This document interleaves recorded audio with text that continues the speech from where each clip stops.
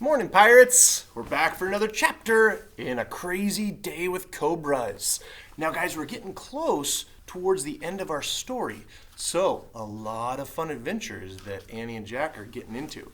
So, today I want you guys to listen closely to this next chapter. And at the end of the chapter, I want you to think about what might happen next in our story. So you'll get to illustrate and then maybe write a couple sentences about what you think will happen next in our story. So the title for our chapter today is Camouflage. Ooh, camouflage sounds awesome. All right. Jack and Annie stepped lightly through the dead leaves and pushed aside feathery weeds that towered above them.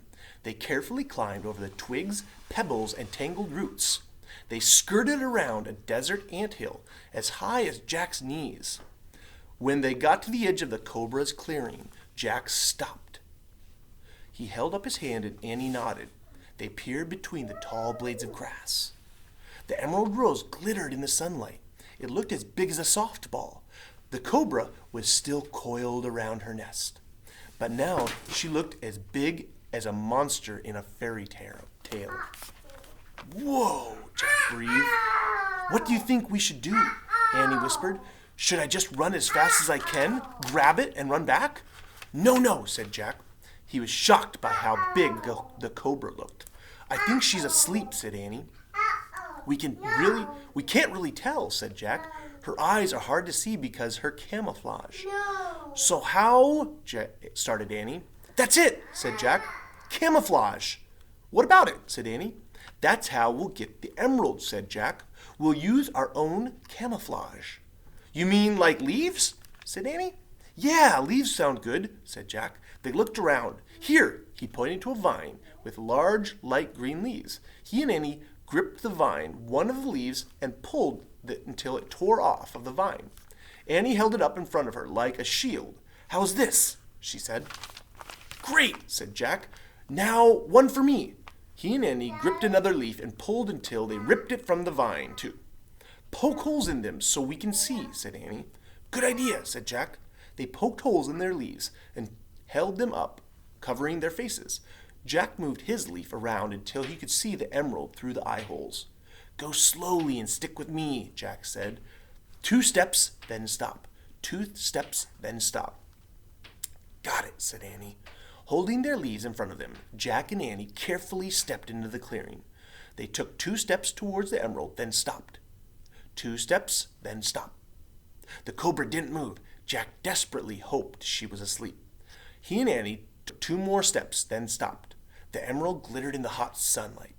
They took 2 more steps, then Annie gasped. The cobra was lifting her body above her nest. Her head was broad and flat.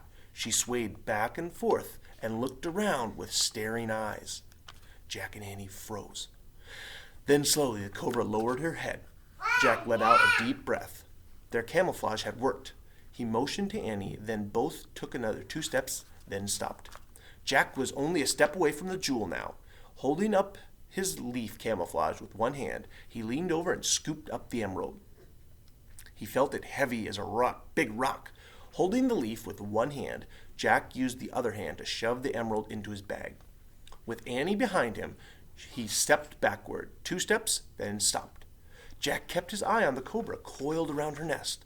He and Annie kept backing up. Suddenly a sound came from behind them, a strange hissing, growling sound. Oh boy, a chill went through Jack. He turned around. A monster-sized cobra towered over them. The dad! Yelled Annie.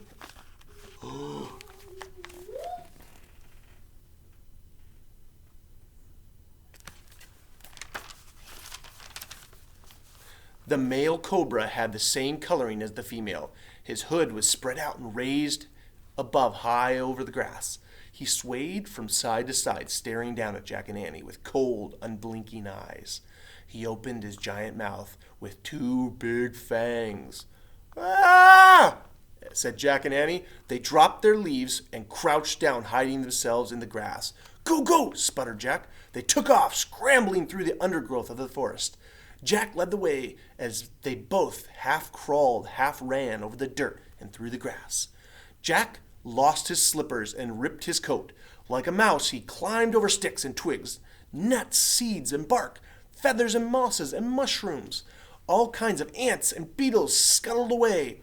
The air was filled with screeching insect sounds. Jack had no idea where he was running, but he knew he had to stop. He couldn't stop. He was sure the cobra was slithering after them, thrashing through the undergrowth. Maybe both the cobras were after them now. Jack stumbled over a stick. He scrambled up from the dirt and looked around wildly. Where was Annie? He didn't see her. Had she gone off in another direction? Where were the cobras? Had they chased after Annie instead? Jack panicked. Annie! He shouted. The ground trembled. Jack heard thumping, thrashing, and bells. He crouched down in the grass and covered his head. He heard Annie shout, Jack, where are you? She sounded as if she was up in a tree. What was going on? Jack looked up. Suddenly, a gigantic snake dropped down in front of him. Ah! Jack yelled. Yay! Yelled Annie from overhead. The snake didn't have the olive-brown skin of a cobra. It was gray and wrinkled. It wasn't a snake at all. It was the trunk of an elephant. Before Jack could think, the tip of the elephant's trunk curled around him, clutching him in its trunk. Morning Breeze lifted Jack up into the air. Jack clung to his bag so he wouldn't lose the emerald again. The trunk curled back, and Jack could see the sky whirling around him. The elephant uncoiled her trunk and let go of Jack. He plopped down in the straw carriage. Annie was already there. Morning Breeze, Annie cried. She came back for us. Jack was so small he couldn't see over the sides of the carriage. He tried to stand up and look for the cobras, but just then Morning Breeze bellowed and bolted through the forest.